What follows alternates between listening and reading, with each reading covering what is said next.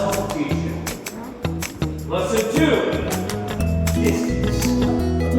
Here in humble living, often found at the end of glory through mental pain that forgets its strength, will pay the price, one that not even dares to fall.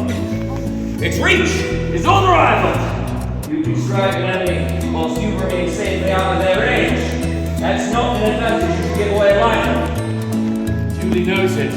But how am I supposed to combat a spear if I do not have one myself? Well, suppose you'll just have to figure it out then, won't you? Oh, I see! You know how! Close the distance. Get past that point. Then, sure, we'll have an enemy event. Thanks to the lesson. The next one. Lesson 3.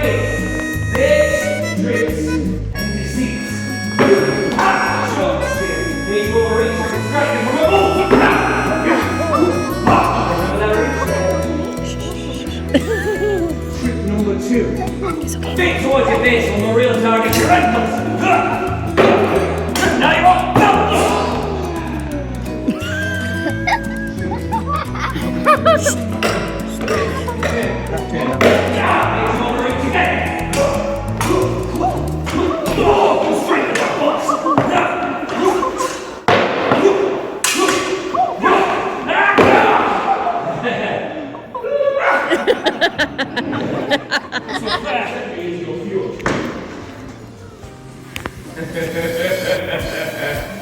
You're a naive boy, but you're brave.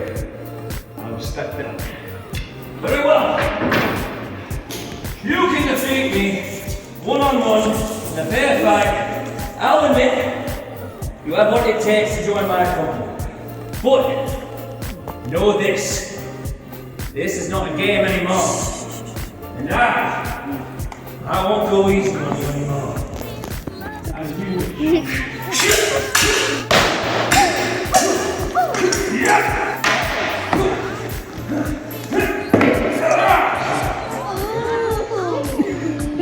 I'll admit, Zigbert Greenears, you did well baiting my first strike there, but you've shown that you lack the strength, the speed, and the guile I need in the shield, brother. So now, go from this place, for there's some lesser thing to take you into their company. You failed to impress me this day. It's not over yet. It is over, boy. I have your sword. And what was lesson 1? The shield. You look good for defense. I'm beginning to like you. It's a shame I'm not afraid of you. Oh,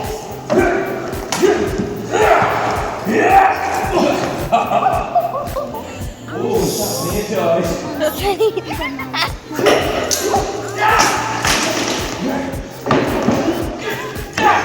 You yield! You yield.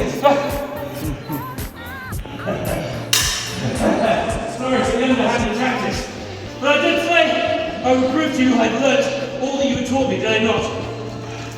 Indeed. Oh, got the whistle in my throat, and you would have been right there next to me on the ground.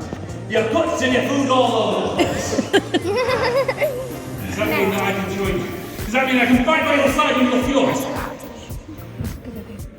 Good. Yeah. To all here witness me now.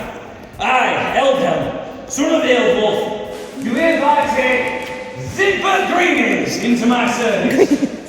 Zigbert, son of William, will you, once you're to mine, will you fight side by side with me to defend our kingdom of Mercia? I will. I swear by my father's sayers that I swear allegiance to the kingdom of Mercia and for glory. For Mercia!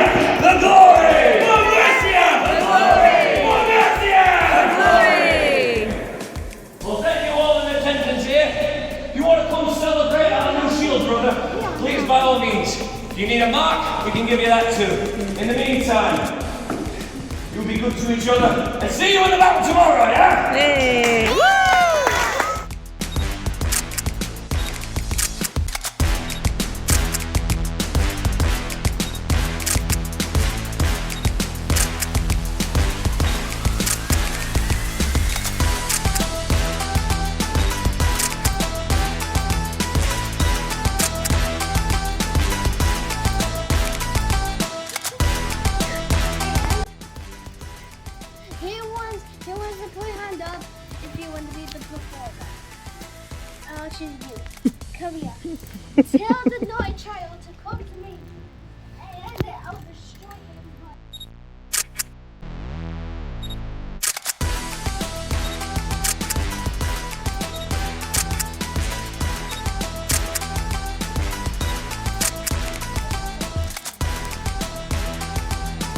gratitude to all of his becoming. Truly, it means far more than words I can utter. To see all who Sigbert held near and dear gathered here, offering such love and affection, speaks far more than I can trying to do him justice. I did not truly know what kind of man Sigbert was, but then again I fear neither did he. Perhaps that is the nature of all of us. We are always learning, always becoming. But I do know this. He was a man of honour, courage and strength. A figure of hope to all those around him even when he did not see it. And yet he was a man living between changing times, trying to find his place in a world that never stands still. That is something I find myself sharing in sentiment. He may not have been tied by blood. He took me in when I was but a child after my own parents had died. But in every way that matters, I would call him father just as he would call me his own. And when he was called to fight for King Bjornwulf against the army of Wessex, I remember feeling fear. Not for him. I feared for myself. What life would be without him? I never believed it possible he would not return. He dedicated his life to becoming strong, standing tall and protecting others, and it is hard to understand where this path has now led. In my heart, there are moments where I wish I could take Sigbert's place. Stand where he stood, protect the kingdom of Mercia, to protect our people, and to carry the fire and determination that once lived in his eyes. But I also know this. Strength is not only found in battle, in fighting in the fjord. Even if I could fight, without his guiding hand, I fear I would simply follow the same path instead of honouring what he truly stood for. And for that reason, the items he left me will go with him, into the ground and to wherever he now may rest. His helmet, passed down through generations, served him well. It stood as a symbol of endurance and resilience, qualities he carried with him every day until his very last. It's only right that it remains there at the end. His shield, though worn and marked by time, still stands strong, much like the man who carried it, who despite all he faced, continued to stand firm and protect those closest to him. His sword, the mark of a great warrior, it served him faithfully in life.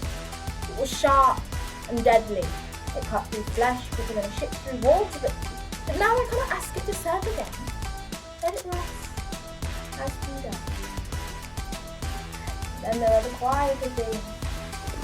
His board games, something I was never particularly good at, but I will always remember the cold nights we spent by the fire, sharing time and stories and laughter.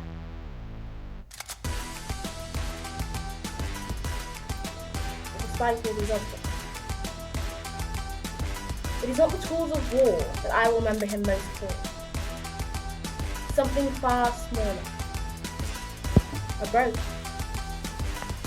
He gave it to me when I was a child, with words I did not fully understand at the time. He said, simple and small, yet beautiful and powerful. It may not stop a sword or defeat great beasts, but it will keep you warm and dry and comforted, as I will try to do, always. At the time I think I only heard the words, but now I understand the meaning.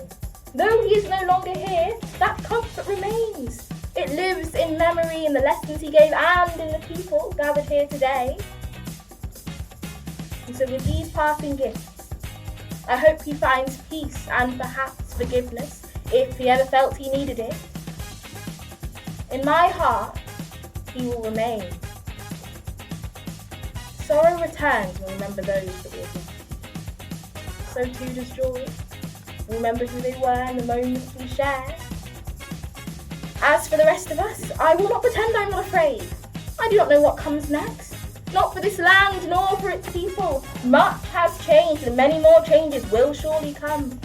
Mercia's strength may fade, while others like Wessex may rise in its place.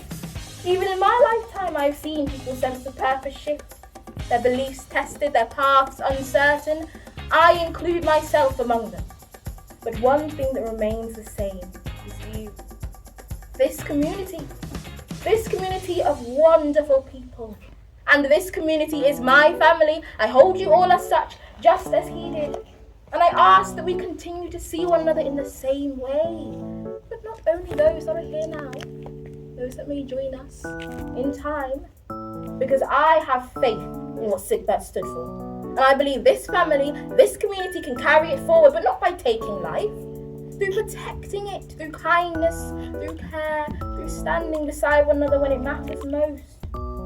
Because no matter who you are, no matter the number of coins in your purse or how many winters you have seen, the colour of your skin or where you came from in time, we all return to the same earth that has given us so much. So let us not only dwell in loss, let us take joy in the life that we still have. Because people may fall, yet the sun will still rise. Seasons will change, yet the wind will still blow through the trees. Because life and death are paths we all share. But whilst we mourn one, we must also honour the other. So I pray to the gods, to God, to whoever that may listen, that Sigbert finds the rest that he deserves, and when it is our time, that we are granted the same grace. But until then, people will not be defined by what lies beyond, by what they do here with the time they are given. Let us remember that. Let us carry it forward. Let us honour him, not only in words, but in how we live, through kindness, through care, and through standing beside one another until our own stories come to rest. For Sigbert, and for Mercia, thank you.